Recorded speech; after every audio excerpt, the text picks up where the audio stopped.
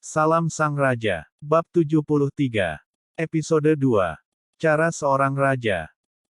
Rahasia tentang reruntuhan Mythical, sejarah Chambord dan kematian Pangeran Mateja Kesman dari Kekaisaran Eindhoven akan selamanya terkubur di penjara besi, penjara air. Tidak ada yang akan tahu kecuali Fei. Tidak ada yang bisa menyalahkan kekejaman Fei. Di benua Azeroth yang mengikuti hukum rimba, Fei tidak bisa membiarkan dirinya lalai, bahkan sedikit pun. Kami mungkin serupa, tetapi keberuntungan tidak ada di pihak kamu. Fei mengambil sebotol mana potion dan meneguk beberapa di tenggorokannya. Dia harus mengisi mana yang habis ketika dia menggunakan Fin Potion. Kemudian, dia menekan telapak tangannya pada mayat penyihir Elvis dan meraung ringan dan menggunakan kemampuan temukan ramuan lagi. Montok. Sebuah suara dari surga terdengar di telinga Fei. Iya nih. Fei terpacu. Sebotol Hulk Potion hijau lainnya muncul di udara, itu bersinar cahaya misterius. Energi roh seperti bayi baru lahir yang lemah mengelilingi botol dan memberi Fei perasaan keintiman. Fei menaruh botol Hulk Potion yang berharga ini kembali ke ruang penyimpanannya di ikat pinggang dan berpikir sejenak. Dia beralih ke mode sorcerer dan menembak beberapa firebolt ke mayat yang tergeletak di tanah dan fragmen tulang yang ditinggalkan oleh prajurit kerangka. Sisa-sisa dibakar menjadi abu, menghancurkan sedikit bukti terakhir. Setelah mayat dibakar, mata Fei mendarat di baju besi ajaib dan beberapa senjata dan perangkat sihir milik Ksatria bertopeng perak. Kecuali untuk itu, di abu, cincin penyimpanan Elvis tidak dihancurkan oleh api, masih mengkilap, memberi Fei godaan yang tak terkatakan. Fei tahu bahwa dengan kekuatan dan latar belakang Elvis, pasti ada banyak harta dan barang berharga di cincin penyimpanannya.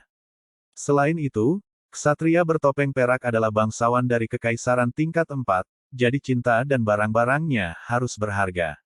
Jika dia memberi mereka hadiah kepada para pemimpin di Chambord, kekuatan Chambord akan meningkat.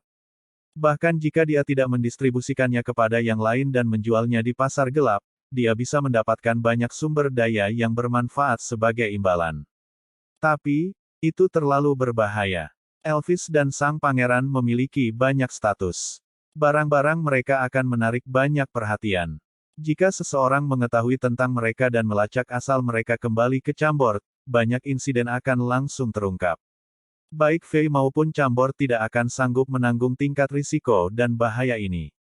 Fei harus mengeluarkan segala jenis bahaya langsung dari kelelawar dan melakukan semua yang dia bisa lakukan untuk memberi lebih banyak waktu agar Chambord tumbuh lebih kuat. Fei tidak cukup kuat untuk menghadapi Kekaisaran Eindhoven level 4. Fei merasa hatinya hancur. Tapi akhirnya, dia memutuskan dan menembakkan 1 ton firebolt ke cincin, baju besi, dan barang-barang. Dia membakar mereka di api dan mencoba menghancurkan barang-barang berharga ini menjadi tumpukan sampah untuk menghilangkan segala kemungkinan. Namun, tidak mempan api. Petik 2. Fei secara mengejutkan menemukan bahwa meskipun api menutupi dan mengubur cincin, baju besi, dan barang-barang di dalamnya, setelah beberapa menit berlalu, tidak ada tanda-tanda mereka meleleh atau hancur. Kekuatan sihir biru masih mengelilingi baju besi, dan cincin itu masih bersinar cahaya putih. Tidak peduli bagaimana api itu membakar, mereka tetap mempertahankan bentuknya. Sepertinya benar-benar harta berharga, tapi apa yang harus aku lakukan? Hal-hal ini akan menjadi penyebab bencana. Fei mencoba baut es dan baut yang diisi, dia bahkan beralih kembali ke mode Necromancer dan mencoba menghancurkan item menggunakan energi kematiannya, tetapi tidak ada gunanya. Dia juga ingin mencoba untuk menghancurkan mereka menjadi potongan-potongan kecil, tetapi setelah memikirkan tentang berbagai situasi yang mungkin terjadi jika item sihir hancur menjadi potongan-potongan dan kekuatan sihir di dalamnya dilepaskan, dia tidak ingin melakukan itu lagi. Setelah beberapa saat, dia akhirnya menempatkan mereka semua di sabuk penyimpanannya dan memutuskan untuk menghancurkannya nanti ketika dia menjadi lebih kuat. Pada saat ini, hanya ada beberapa rantai besi yang tersisa di ruang tersembunyi. Fei menghitung waktu dan menyadari bahwa dia telah tinggal di penjara besi, penjara air selama lebih dari 3 jam. Mungkin di luar sudah gelap, sudah waktunya untuk pergi. Tetapi sebelum dia pergi, ada satu hal lagi yang harus dia lakukan, menguji Warden Oleg. Oleg, ayo masuk. teriak Fei. Warden Oleg bergegas beberapa langkah.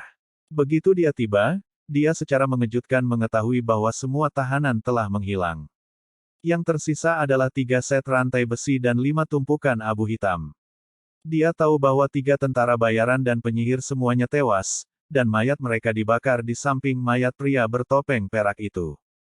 Dia tiba-tiba merasa hancur dan bahkan lebih takut pada hati raja muda yang kejam. Dia bahkan tidak berani mengambil nafas panjang saat dia berdiri di belakang Fei dengan takut-takut. Oleg, katakan padaku, ketika kamu bergegas masuk sebelumnya, apa yang kamu lihat? Tanya Fei. Tetapi Oleg di lain pihak terkejut dengan pertanyaan itu dan mulai berkeringat seperti orang gila. Dia berpikir bahwa Fei ingin membunuhnya, jadi dia berlutut dan memohon. Yang mulia, tolong ampuni aku mohon belas kasihan kamu. Aku tidak melihat apapun. Aku hanya melihat Yang Mulia mempelajari ukiran dan garis di dinding batu. Mohon ampuni aku. Fei memandang Oleg yang gemetaran seolah-olah sedang mengalami kejang dan tersenyum. Bangun, kapan aku bilang aku akan membunuhmu? Terima kasih, Yang Mulia. Oleg tidak berani menolak perintah Fei. Dia berdiri saat tubuhnya bergetar ketakutan. Yang Mulia, Dewa Perang menciptakan keajaiban dan memulihkan kecerdasanku 4 hari yang lalu. Dalam 4 hari ini, terlalu banyak situasi terjadi. Aku mendapatkan pemahaman kasar tentang situasi di Chambord selama 3 tahun terakhir. Konspirasi jahat buzzer menyalahgunakan kekuasaannya dan melemparkan kerajaan ke dalam kekacauan dan menganiaya warga negaraku.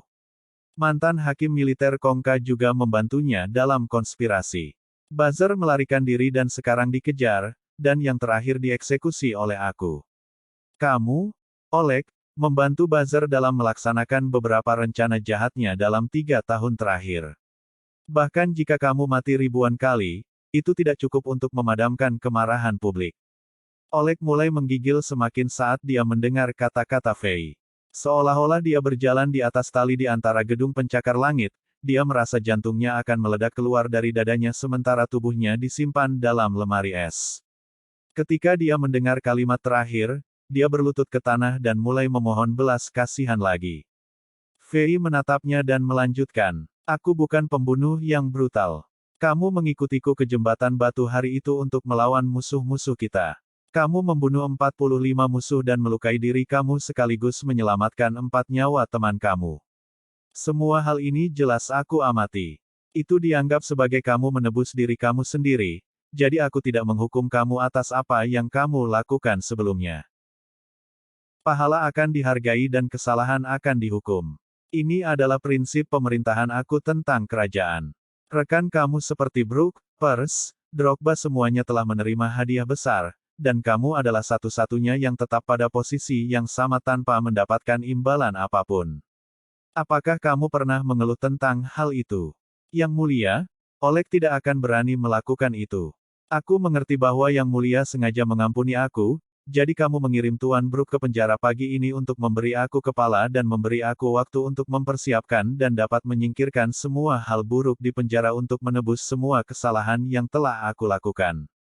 Yang Mulia ramah dan aku sangat berterima kasih, aku bersedia menyerahkan semua yang aku miliki untuk membantu Yang Mulia.